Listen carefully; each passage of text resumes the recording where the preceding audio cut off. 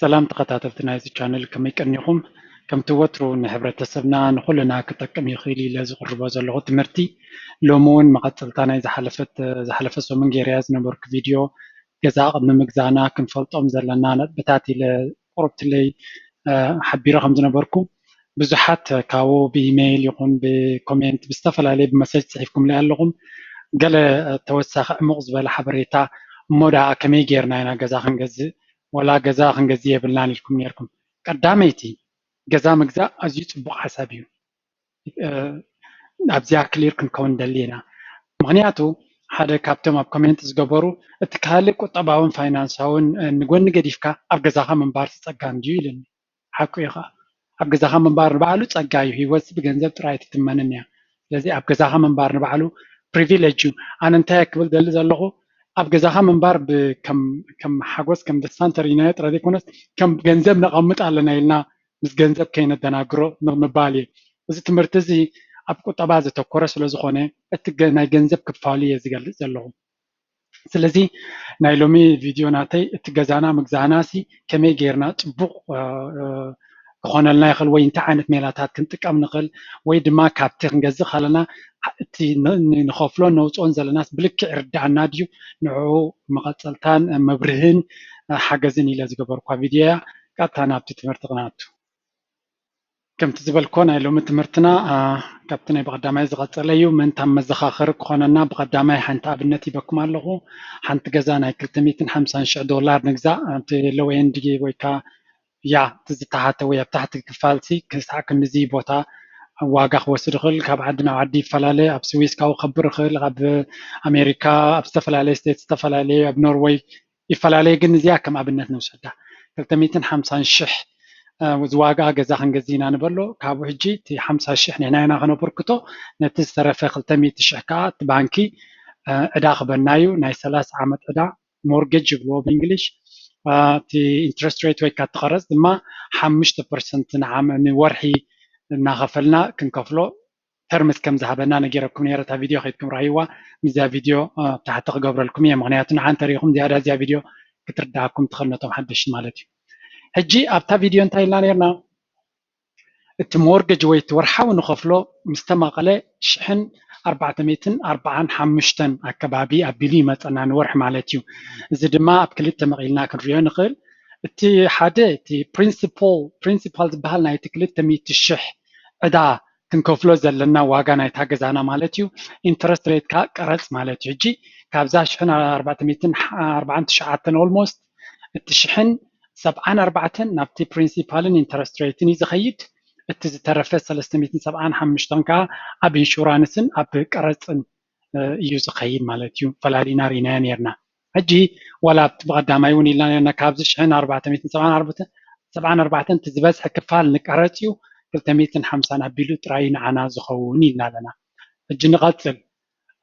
تي كالاي كفالو كم كل جزء زبلنا كل جزء كنفلطو زلنا تحققات فليت كاخد جبرها لغا يحيش كاب كيف فلتك قطعت خلها معناته بانكتات كم كالو تكالات نربحهم بر نربحها خايلو ما يكونوا زنبرو ناتهم ربحها دما بيزنسهم كم يجير بروفيت يجبر every term كم يجيرهم every quarter كم يجيرهم بروفيت يجبريو الت بروفيت كاب نفسه كف جزاء دشتون كاب كال كفالات نا بيزنسهم يزمت لذي نساتهم نربحهم علو انا جن نربحنا كم يجيرنا كنطابق نخل كنفلط نخل يزنقر زلهم فلالينا نريال لنا هجي مجمريا خنفلطو زلنا كل جزء تاجزا 350 شحي واقع بانك خا ناي 300 شح ادا لقحي منالو ابت موداتا ناي 3 عامت موداتا كل مسكفلنا 300 شح ترى يكوننا بانك خفيلنا زلنا زي خنفلط لنا قداميتي 8% ناي كل جزء ورح نخفلو نعومي نتوم بانكن نتوم انشورانسن نتوم قلني 10% تراين عنا دحر 3 عامت زيها كتستوعلوا لا تقولوا لكم مغنياتو ابتدح رايز مهروت مرتونا قد عسيتها زيها 3 عامت بمولو مسكفلنا كنا منتهي كفيلنا لنا هنفلتها لنا شحن 449 وي زاد صقاقع كمالتي 0.10 تخلتي 10 تخلتي ورحنا عامت مالتي 0.3 عامت تغيرنا تغلال لنا خفلو 500 شحي 350 شحي يكونن زيان تايبلوا the banker's secret تبحال بانك تاعت كل جزء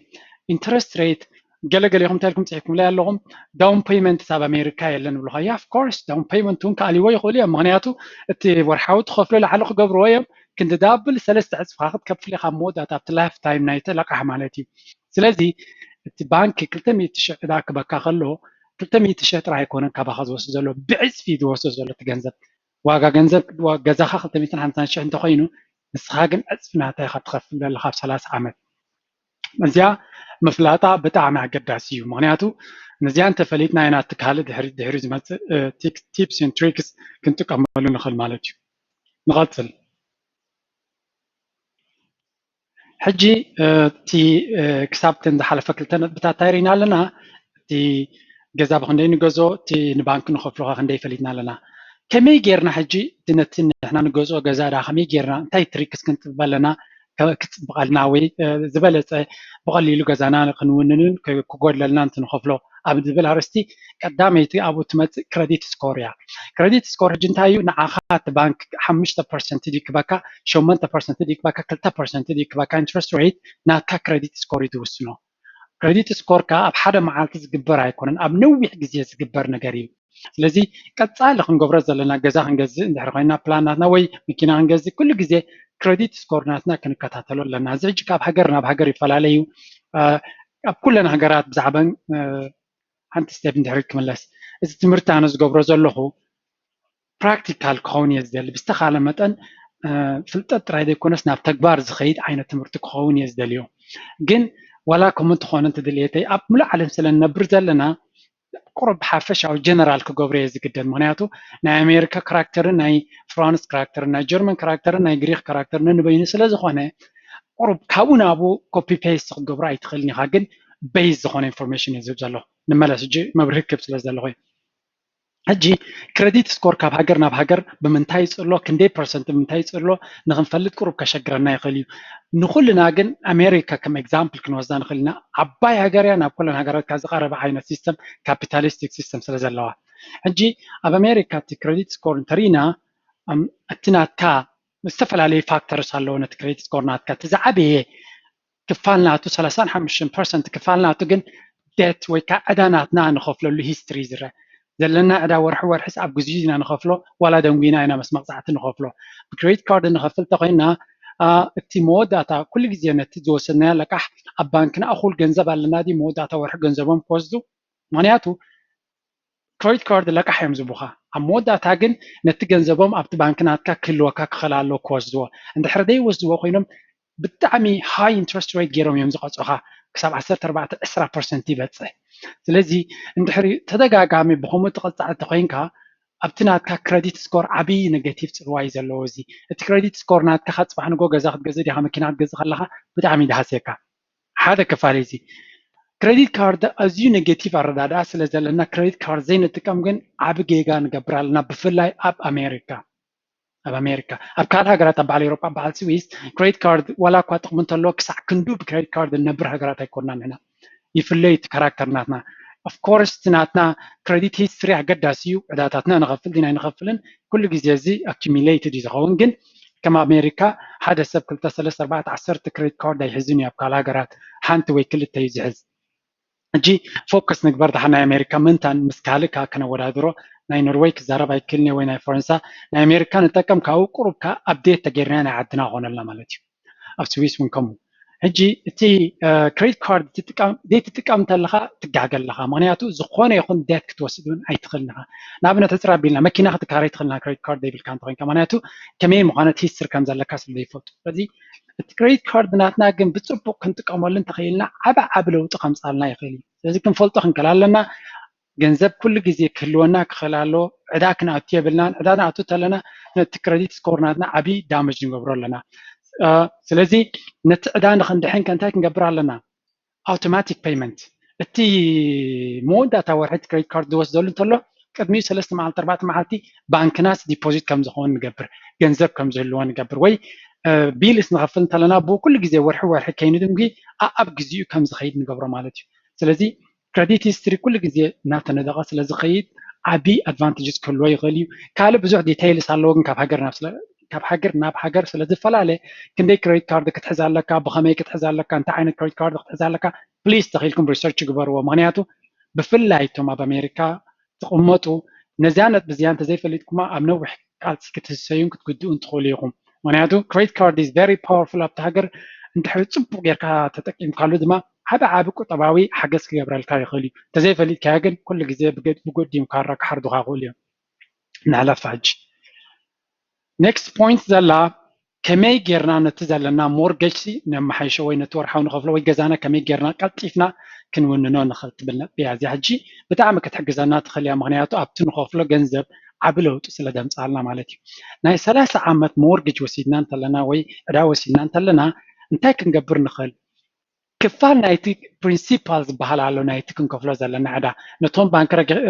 كيتكم تزاريبكم وين تكريت بكم زلون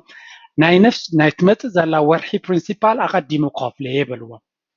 نجي نتي شحن 400 يكون كان كتكفل كفال ناي شحن 400 نا برينسيبال ناتكا زخيد ناي تمت زلا ورحي سددو لين تلكا يوم ناي 3 عامات 10 عامات كتكفلو تخليها سلازي نتا غزاناتكا قلطيفكا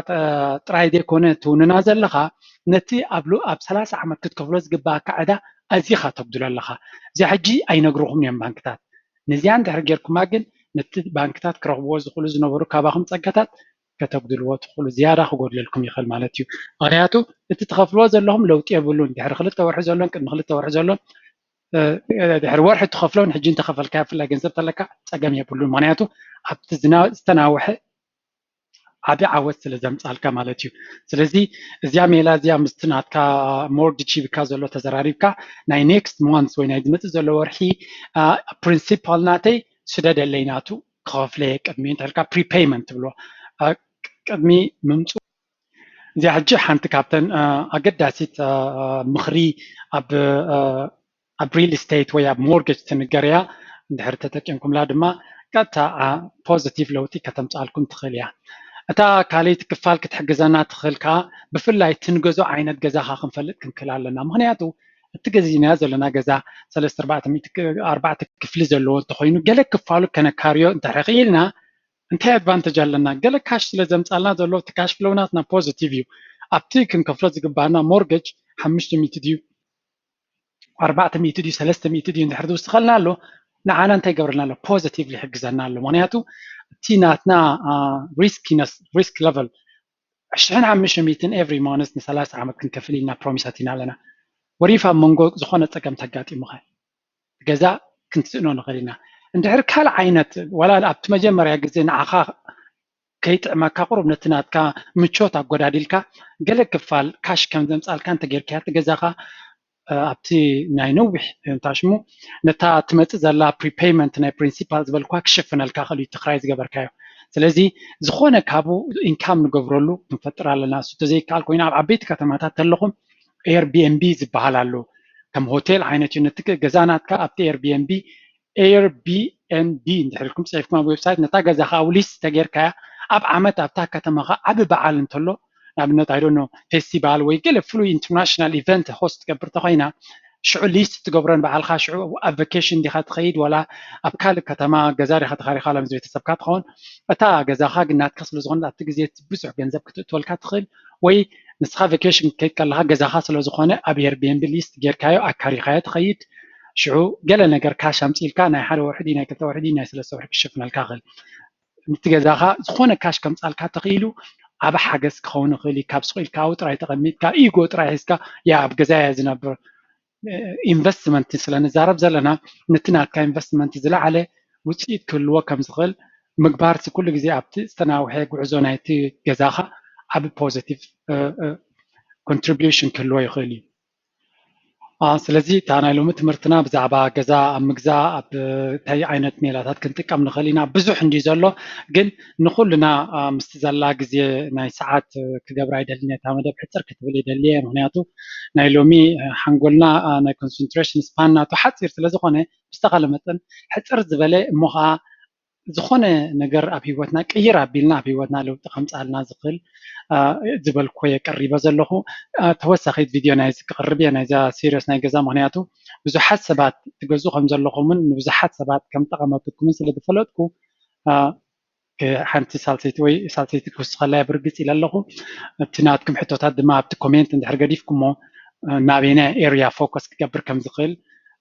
كبل خلي حنتون كريديت سكور نبينا حنت فيديو خبروني حسبني رجن مستنا اوديو نسفل اللي زلنا قال اليوم نسخه جزات زرب الله خلينا نبلعو نسينا لنا يبلوجن نتوم تبلعو سي كم زلهم زخون فيديو خبري نتوم جزا خبرو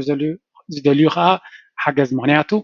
بهيوت ابستفل عليه درجاتنا هي وسلزلنا بب نخلو زي كتاكم زخل زبلكو ኣብ ሂወትና ንእሽተይ ለውጢ ክገብረልና ዝኽእል ኣብ ሕብረተሰብና ንእሽተይ ለውጢ ክገብረልና ዝኽእል ዝበልክዎ ትምህርቲ እየ ዘቕርብ ዘለኹ ስለዚ እቶም ንመጀመርያ ሎሚ እትሪኡኒ ዘለኹም ሽመይ ጆርጆ ይበሃል ኣብ ዩቲብ ኣብ ጂ ድራር ኢልኩም ብዙሕ ብዛዕባ ፋይናንስ ብዛዕባ ኢንቨስትመንት ብዛዕባ ትምህርቲ ከመይ ጌርና ክንምዕብል ንኽእል ዝተፈላለዩ ቪድዮታት ገይረ ኣለኹ ኣብኡ ሪኢኹም ክትከታተሉ ትኽእሉ እቶም ኣብ ፌስቡክ ይጥዕመና ትብሉ ኸ ጆርጆ ድራር ኣብ ዝብል ቻነል ወይ ኣብ ፔጅ ላይክ ተጌርኩምኒ ኣብኡ ክመፀኩም ይኽእል እዩ እቶም ብኢሜይል ፍልይ ዝበለ ሕቶ ኣለና ትብሉ ከዓ ብኢሜይል ኣብ drar.george@gmail.com ዝብል ክትከታተሉኒ ትኽእሉ ሰብስክራይብ ግበሩ እቶም እቲ ሓንቲ ቪድዮ ጥራይ ትሪኡ ዘለኹም እቲ ካልእ እውን ንኽትሪእዎ ሰብስክራይብ ግበሩ እሞ ኣብታ ደወል ዘላ ክሊክ ተጌርኩም እቲ ቪድዮ ክመፅእ ኣፕሎድ ክገብር ከለኹ ኣነ ንዓኹም ምልክት ክበክም ይኽእል ሽዑ ትሪእዎ ማለት እዩ ኣብ ጣዕመኩም ግዜ ኣትኹም ክትሪእዎ ትኽእሉ ኣብቲ ግዜኹም ማለት ኣብቲ ዝወረደቶ ግዜ ዘይኮነስ ኣብቲ ጣዕመኩም ግዜ ትሪእዎ ማለት እዩ እቶም ኮሜንት ትገብሩ ዘለኹም ብጣዕሚ የቐኒየለይ ሃናፂ ሪቶታት ትገብሩሎም ዋላ ኔጌቲቭ ኮሜንት እውን ትገብሩ ዘለኹም ኢትስ ኦኬ ክሳብ ርእቶኹም ዝኾነ ይቕበለ ኣብ ዲሞክራሲ ኢና ዘለና መሰላትኩም ክትገልፁ ትኽእሉ ኢኹም ትዛረብዎ ግን ኩሉ ግዜ ሃናፂ ርእቶ ዝበሃል ኣሎ ሓንቲ ካባይ ደስ ዘይትብለኩም እንተላ ንክትመሓየሸሉ ትኽእል ጌርኩም እንድሕር ኮሜንት ጌርኩም ነቲ ዘንብቦ እውን ፖዚቲቭሊ ፅልዋ ትገብርዎ ካብ ስለምንታይ ከምዚ ጌርካ ካብ ትብል ከምዚኣ እንተትኸውን ሲ ከመይ ምኾነ እንድሕር ኢልኩም ነቲ ዝገብር ዘሎ ሰብ እውን ፖዚቲቭሊ ትፀልዎ ማለት እዩ ላይክ ኤንድ ሼር ድማ እንተጌርኩም ነቶም ኣሕዋትኩም ትሕግዙ ንርእስኩም ከዓ ኣብቲ ናትኩም ፎሎወር ይፀንሐኩም ማለት እዩ የቐኒየለይ ስለቲ ምክትታል ኣይ ሆፕ ኣብ ሂወትና ንእሽተይ ሓንቲ ስጉምቶ እንትኾነ ፖዚቲቭ ለውጢ ንገብር ንህሉ ምስ ቪድዮ ድሕሪ ምባል ናይ ሎሚ ትምህርትና ኣብዚ ዛዚምና ኣለና ኣብ ሓፂር ግዜ ብካልእ ጠቃሚ ዝበልኩ ኣርእስቲ ክመፅእ ክሳብ ሽዑ ግን ቻው ደሓንኩም